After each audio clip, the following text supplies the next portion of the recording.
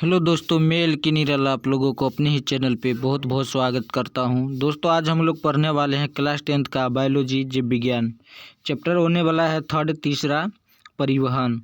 दोस्तों हम लोग इसमें पढ़ेंगे जंतुओं में परिवहन और रक्त।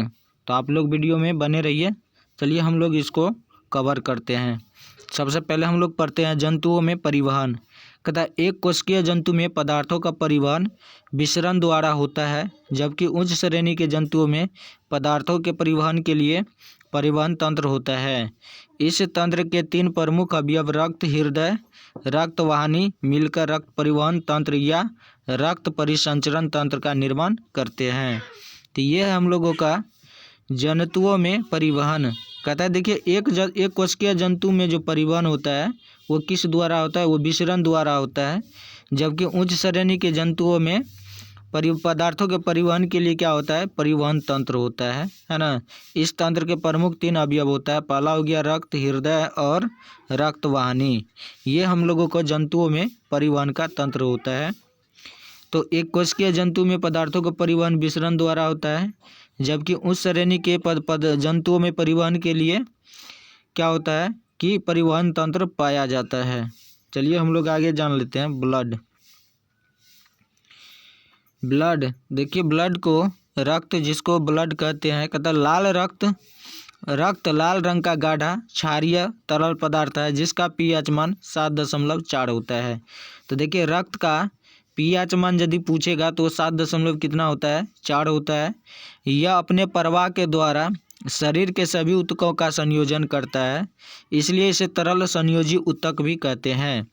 देखिए ब्लड को तरल संयोजी ऊतक कहते हैं क्योंकि ये पूरा शरीर को संयोजन करता है, इसलिए इसे क्या कहते हैं, संयोजी ऊतक भी कहा जाता है। चलिए देखिए कहता है रक्त की संरचना। रक्त दो प्रकार के घटक होते हैं। पहला हो गया तरल भाग जो प्लाज्मा कहलाता है, दूसरा हो गया ठोस भाग जो रक्त कोशिका कहलाता है। तो देखिए ब्लड का दो भाग होता है। पहला तरल भाग होता है जो प्लाज्मा कहलाता है, दूसरा ठोस भाग होता है जो रक्त कोशिका कहलाती है। चलिए आगे देख लीजिए प्लाज्मा। हम लोग पदार्थ का देखिए, पदार्थ का कितना अवस्था होता है, जनरली 3 अवस्था होता है, लेकिन हम लोग 9th क्लास में आते थे पदार्थ का चौथा अवस्था पढ़ते हैं, प्लाज्मा अवस्था। तो पदार्थ का 4 अवस्था, 2 अवस्था और बढ़ जाता है, प्लाज्मा अवस्था और बोस-आइंस्टाइन कंडेंसेट।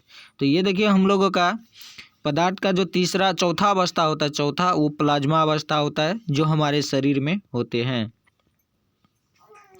देखिए प्लाज्मा कहता है ये हल्के पीले रंग का चिपचिपा द्रव है जो आयतन के हिसाब से पूरे शरीर का 55% होता है। प्लाज्मा में करीब 90% जल, 7% प्रोटीन, 0.9% अकार्बनिक लवण, 0.78% ग्लूकोज तथा 0.5% वसा तथा शेष अकार्बनिक पदार्थ होते हैं। तो देखिए प्लाज्मा जो होता है ये हल्के पीले रंग का चिपचिपा द्रव है जो आयतन के हिसाब से पूरे रक्त का कितना होता है, 55% प्लाज्मा ही होता है। तो प्लाज्मा में जो है करीब 90% जल होता है, बाकी का 7% जो है क्या होता है, और प्रोटीन होता है। और इस तरह से ये विभिन्न पदार्थ, मतलब पूरा रक्त का 55% प्लाज्मा होता है, बाकी का जो बच जाता है वो विभिन्न भागों में बट जाता है। तो ये था हम लोगों का। चलिए देखिए कहता प्लाज्मा में उपस्थित प्रोटीन प्लाज्मा प्रोटीन कहलाता है, जिनमें प्रमुख फाइब्रिनोजिन, प्रोथ्रोम्बोन तथा हिपोटोनिक रक्त को थक्का बनाने में सहायक होते हैं।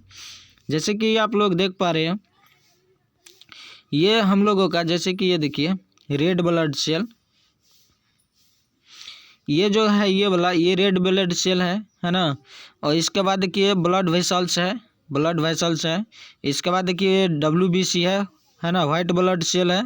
और ये जो गाढ़ा गाढ़ा आप लोगों को दिखाई दे रहा है यही क्या है, प्लाज्मा है ना। यही प्लाज्मा है जो पदार्थ का हम लोगों का शरीर में पाया जाता है, प्लाज्मा। और ये प्लाज्मा पूरे रक्त का 55% होता है, क्योंकि आप लोग देख रहे हैं कि इसमें प्लाज्मा का ही मात्रा ज़्यादा है, तो इसलिए प्लाज्मा क्या होता है, रक्त में 55% होता है।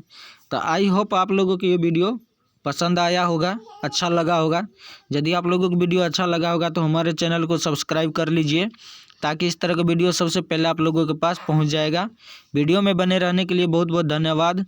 फिर मिलते हैं नेक्स्ट वीडियो में, तब तक के लिए जय हिंद।